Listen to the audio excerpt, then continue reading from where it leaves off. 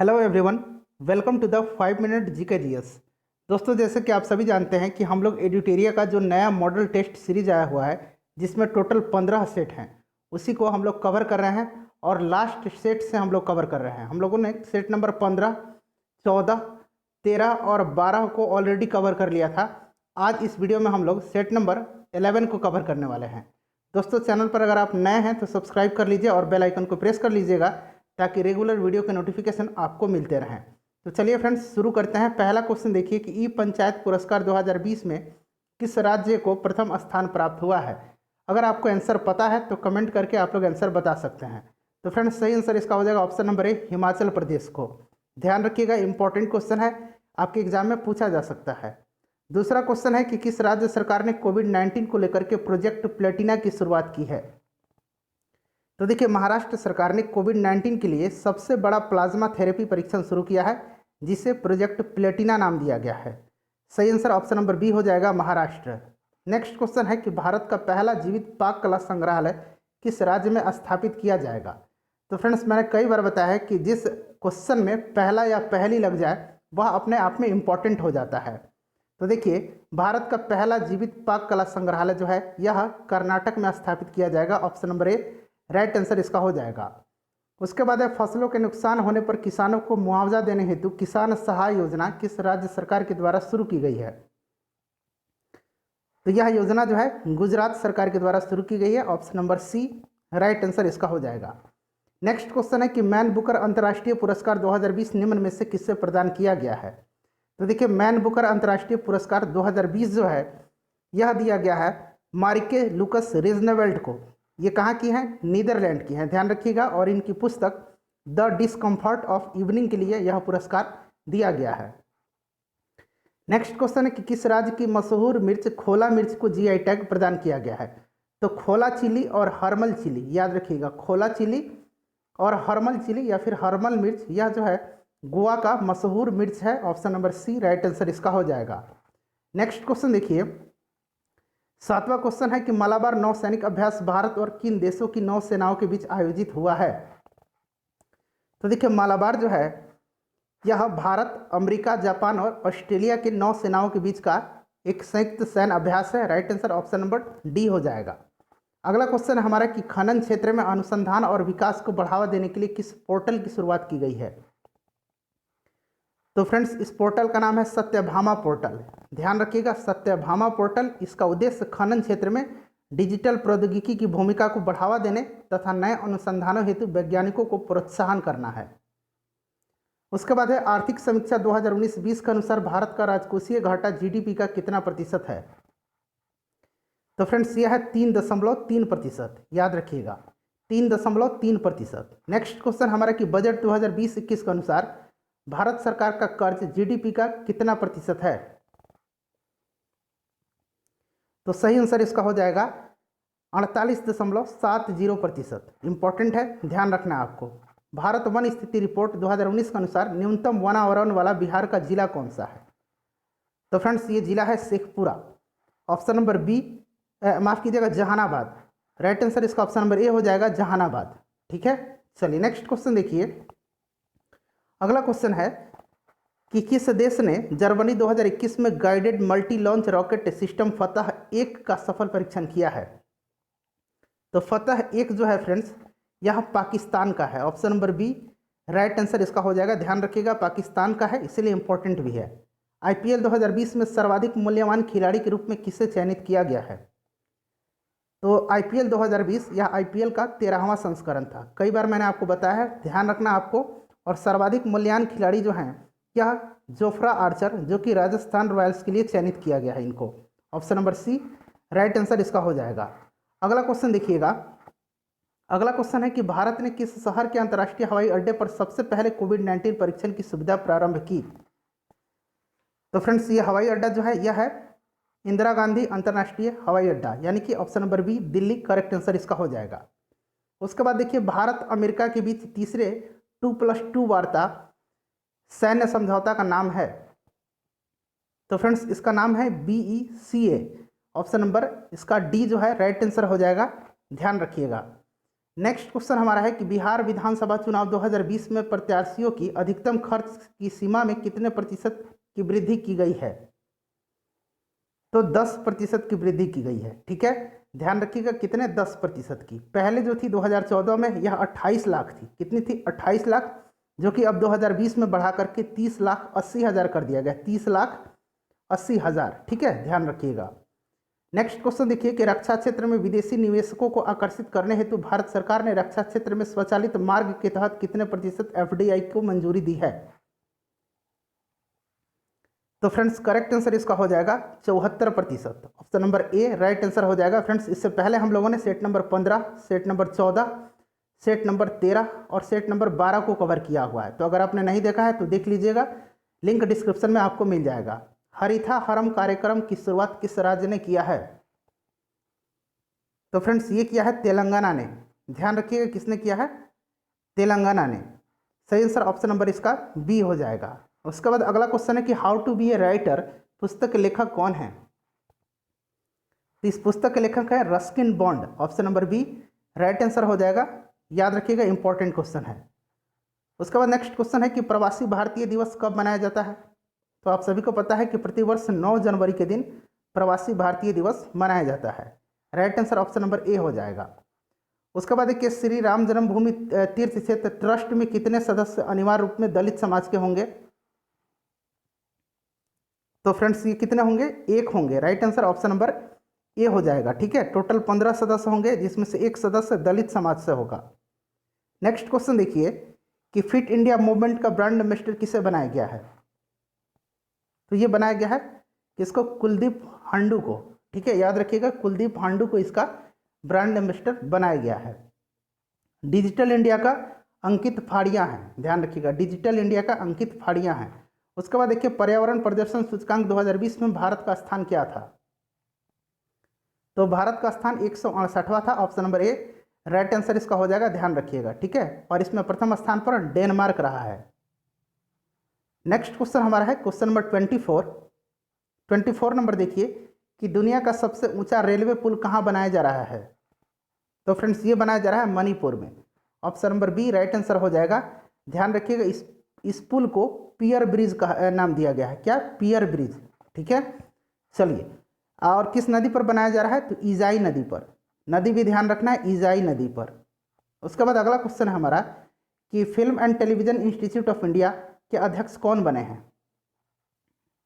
तो फ्रेंड्स इसके अध्यक्ष बने हैं शेखर कपूर।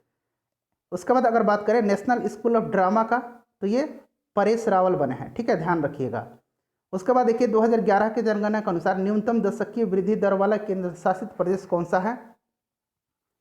तो फ्रेंड्स यह लक्षद्वीप है। कौन सा है? लक्षद्वीप है। ध्यान रखिएगा इंपॉर्टेंट क्वेश्चन है। उसके बाद अगर हम बात करें फ्रेंड्स न्यूनतम पूछा गया है, अगर अधिकतम पूछा जाता तो अधिकतम में कौन सा है? दादर और नगर हवेली है।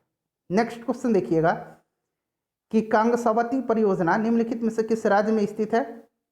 तो कांगसावती परियोजना है जो है यह पश्चिम बंगाल में है। कहाँ पे? पश्चिम बंगाल में है। ध्यान रखिएगा किस नदी पर? तो कांगसावती नदी पर। उसके बाद अगला क्वेश्चन है कि लोमबोक जलदम्बरू मध्य किन 2 द्वीपों के मध्य स्थित है? तो यह है जावा सागर और हिंद महासागर को जोड़ता है। ठीक है, बाली और लोमबोक द्वीपों के मध्य यह स्थित है। तो सही आंसर ऑप्शन नंबर बी हो जाएगा, बाली और लोमबोक द्वीप के मध्य। नेक्स्ट क्वेश्चन स्थित है कि निम्नलिखित में से कौन सा गर्म जलधारा है?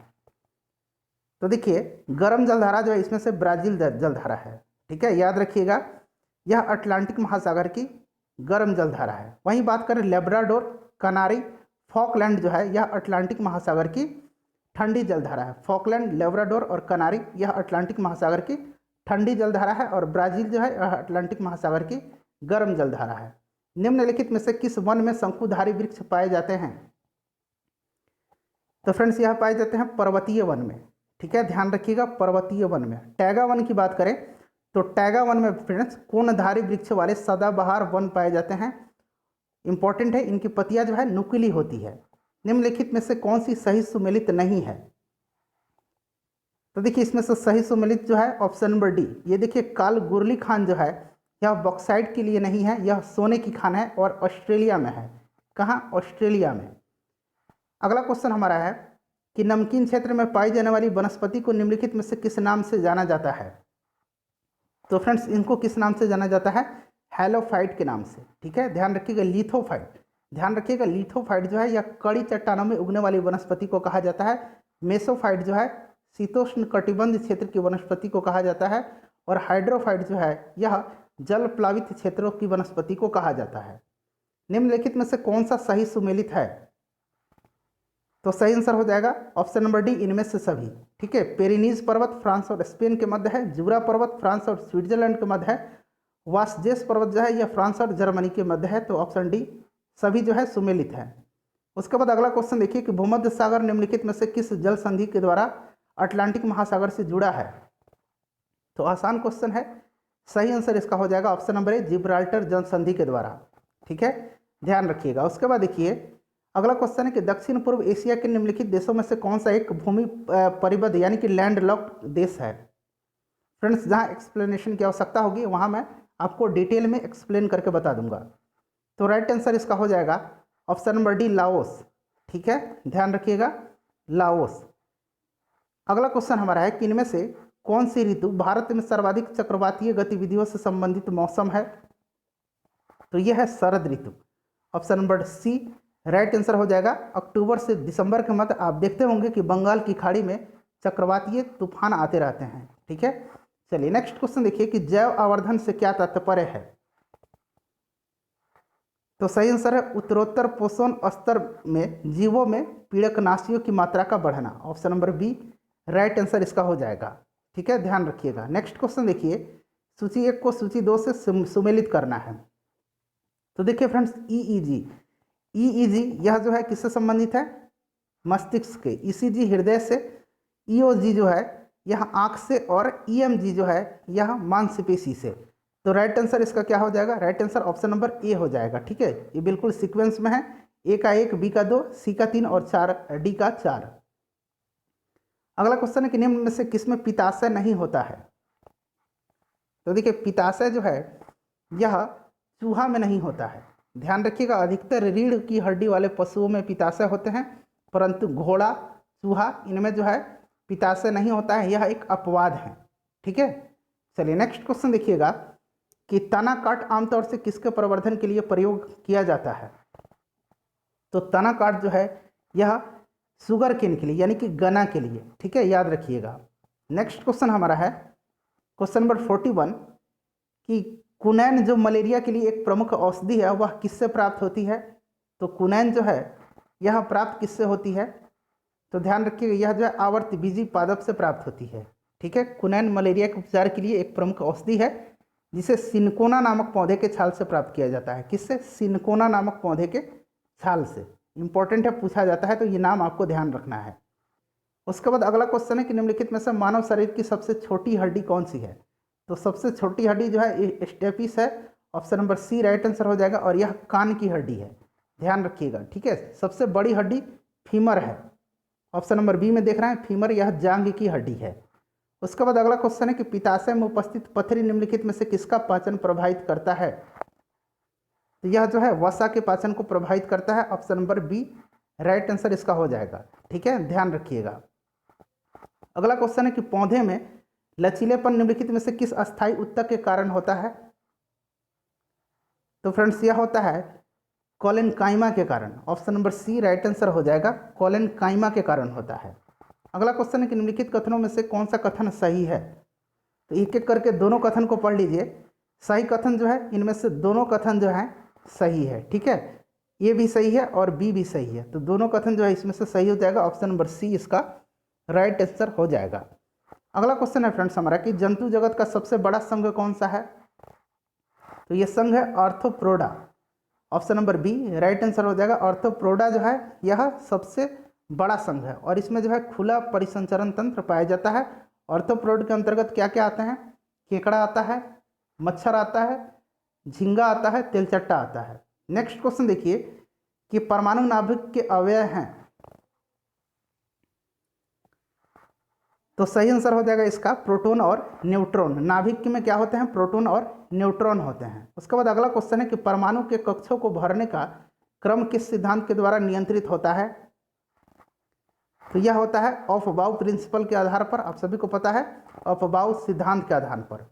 नेक्स्ट क्वेश्चन देखिएगा 49 नंबर की MnO2 में Mn का ऑक्सीकरण संख्या कितना है?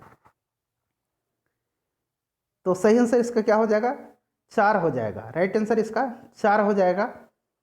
याद रखिएगा, इंपॉर्टेंट है। देखिए मैंने बताया था कि जिसका निकालना हो उसको आप लोग x मान लीजिए, और ऑक्सीजन का आपको ऑलरेडी पता है -2 होता है।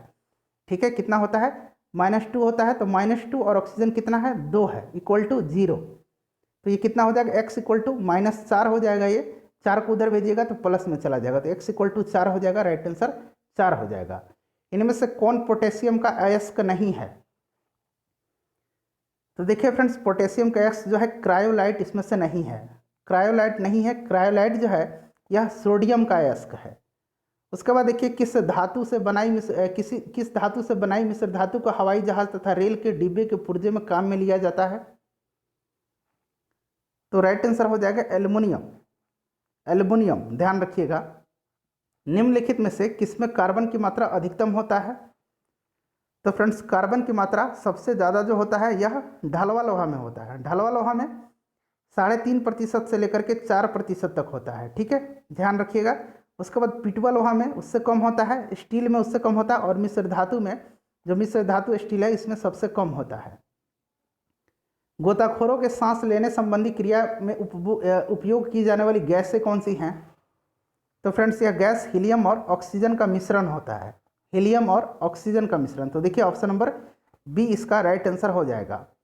उसके बाद देखिए, जब इनो, आप देखते हैं इनो लवण को जल में डाला जाता है तो बुलबुले बनने का कारण क्या होता है? तो इसका कारण क्या है? तो फ्रेंड्स, इसका कारण है कार्बन डाइऑक्साइड गैस। ठीक है, ध्यान रखिएगा। उसके बाद देखिए, फोटोग्राफी में कौन सा अम्ल प्रयोग किया जाता है? तो आप सभी को पता है कि फोटोग्राफी में ऑक्जेलिक अम्ल का इस्तेमाल किया जाता है। नेक्स्ट क्वेश्चन हमारा कि समतल कोण का मात्रक क्या है? तो समतल कोण का मात्रक रेडियन है। क्या है? रेडियन है। वहीं अगर बात करें कि घन कोण का मात्रक क्या है, तो एस्टेरेडियन है। ठीक है, याद रखिएगा। तो इसका आंसर ऑप्शन नंबर ए हो जाएगा।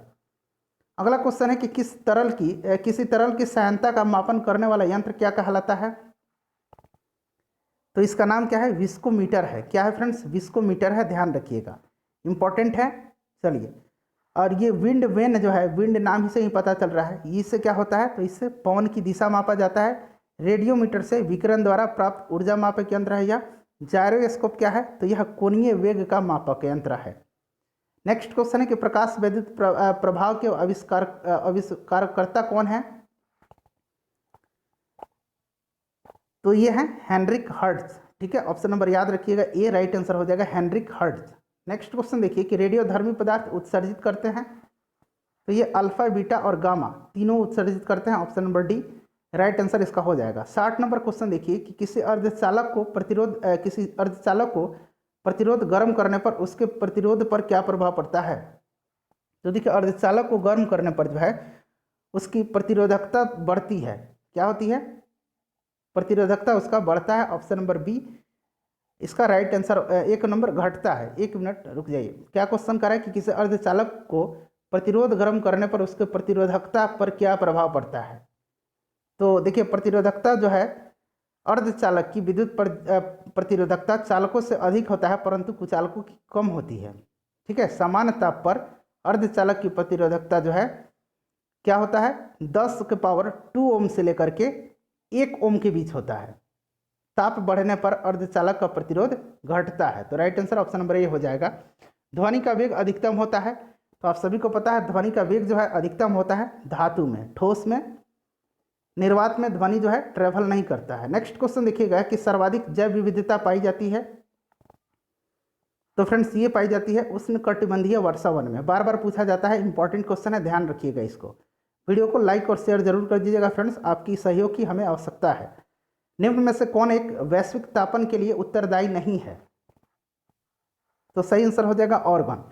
ठीक है, carbon dioxide, methane, nitrous oxide CFC और ओजोन जो है यह ग्रीन हाउस गैस है, जबकि आर्गन जो है ग्रीन हाउस गैस नहीं है। ध्यान रखिएगा, option number D right answer हो जाएगा। राष्ट्रीय वन नीति 1952 के अनुसार निम्न में से कौन सा वन का संवर्ग नहीं है?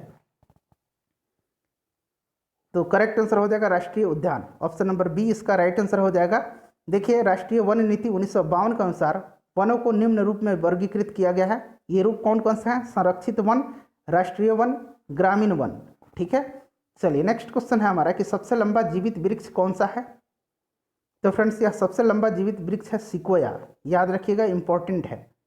अगला क्वेश्चन हमारा है कि टुमारोज बायोडाइवर्सिटी पुस्तक के लेखक कौन है? तो फ्रेंड्स, इसके लेखक कौन है? वंदना शिवा है। ऑप्शन नंबर इसका ए राइट आंसर हो जाएगा। नेक्स्ट क्वेश्चन हमारा है कि भारत में बीमा क्षेत्र का विनियमन कौन सी संस्था करती है? तो आप सभी को पता है कि यह जो है IRDA करती है। ठीक है, option number C right answer इसका हो जाएगा। इसका मुख्यालय कहाँ है? हैदराबाद में है। उसके बाद देखिए, दुर्लभ मुद्रा किसे कहते हैं? तो देखिए, दुर्लभ मुद्रा से तात्पर्य ऐसी मुद्रा से है जो आसानी से सुलभ ना हो। तो राइट आंसर ऑप्शन नंबर इसका डी हो जाएगा। किसी राष्ट्र की राष्ट्रीय आय होती है। तो फ्रेंड्स, राष्ट्रीय आय जो होती है यह क्या होती है? उत्पादन कार्यों का योगफल होता है। ठीक है, राष्ट्रीय आय की गणना कौन करता है? तो CSO करता है, ध्यान रखिएगा। राइट आंसर इसका ऑप्शन नंबर बी हो जाएगा। उसके बाद देखिए, निम्न में से भारत का सबसे पुराना स्टॉक एक्सचेंज कौन सा है? तो भारत का सबसे पुराना stock exchange Bombay stock exchange है। इसकी स्थापना कब हुई थी? तो 1875 में हुई थी। और वर्तमान में अभी देश में टोटल 23 स्टॉक एक्सचेंज कार्यरत हैं। सही आंसर ऑप्शन नंबर बी हो जाएगा। उसके बाद देखिए, संतुलित विकास का सिद्धांत किस अर्थशास्त्री ने दिया था? इसको दिया था रेगनर नर्क्स ने। किसने? रेगनर नर्क्स ने, याद रखिएगा। नेक्स्ट क्वेश्चन है कि भारतीय संविधान के 70वें संविधान संशोधन द्वारा भारत के राष्ट्रपति के चुनाव में जिन 2 केंद्र शासित प्रदेशों को भाग लेने का अधिकार दिया गया है वे कौन कौन से हैं? तो आप सभी को पता है कि ये कौन कौन से हैं। ये दिल्ली और कौन सा है? पुडुचेरी है। तो राइट आंसर ऑप्शन नंबर इसका बी हो जाएगा। अगला क्वेश्चन देखिए कि संविधान के किस अनुच्छेद में वयस्क मताधिकार को मान्यता दी गई है?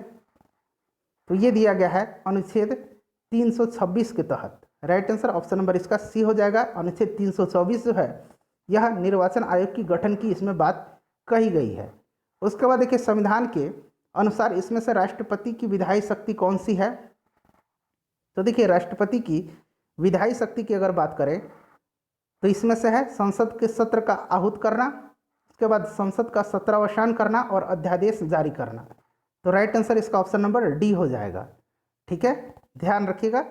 और अगर हम बात करें कि वह उच्चतम न्यायालय से किसी विधि या तथ्य पर सलाह ले सकता है, यह जो है न्यायिक शक्ति के अंतर्गत आता है, न्यायिक शक्ति के अंतर्गत। ठीक है, इसको भी ध्यान रखिएगा। उसके बाद नेक्स्ट क्वेश्चन हमारा देख लीजिए कि निम्न में से कौन सा सही नहीं है?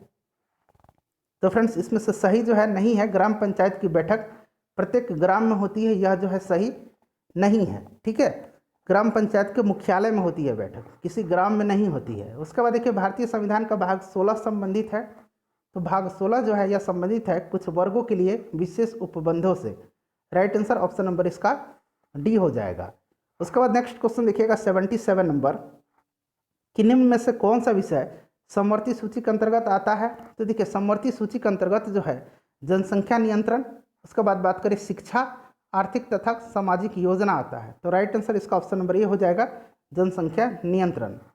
लोक स्वास्थ्य, उसके बाद बात करें लोक व्यवस्था, भू राजस्व, ये सारे जो हैं राज्य सूची के विषय हैं। उसके बाद देखिए, राज्य के नीति निर्देशक सिद्धांतों में से किस अनुच्छेद के अंतर्गत अंतर्राष्ट्रीय शांति और सुरक्षा के संवर्धन के लिए प्रयासों का वर्णन है?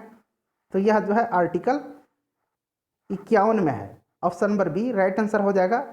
ध्यान रखिएगा, आर्टिकल 50 जो है इसमें कार्यपालिका न्यायपालिका का पृथक्करण की बात की गई है।